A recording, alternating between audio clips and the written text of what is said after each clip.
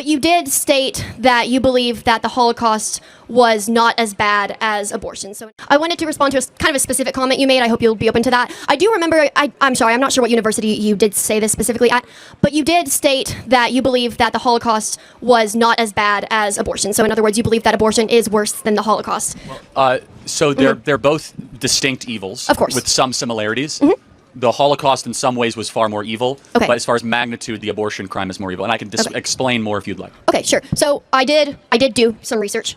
It is found that 1973 Roe v. Wade was ratified, correct? And so one thing that you did fail to mention was that specifically numbers are just larger because abortion has been going on for a longer amount of time. If the mass genocide, right, that the Holocaust would have continued, it was about 6 million killed per year. That would have progressed to 12 million. That would have progressed to 18 million. But it was ended because, again, it's a totalitarian form of mass genocide. And so I wanted to ask you, when you look at the 93% of women who do get abortions, it's 58,590,000 that get abortions the first trimester, correct? And there is suggestive data that states that 12 weeks, of gestation, there is significant data that has said that pain receptors may not have yet been developed. And so that would mean that outside of the women who received abortions first trimester, it would be 88,200 per year after the first trimester that the babies are likely experiencing pain. I will admit to that. However, I am pretty sure that every single person in the Holocaust, which would have been 2 million per year,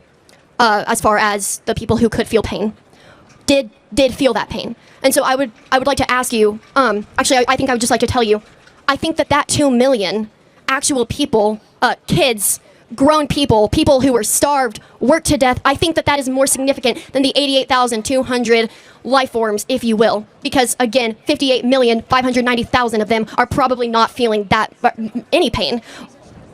Okay, yeah, but a human life's a human life, regardless of how advanced it is or whether it can feel pain. It still has moral worth.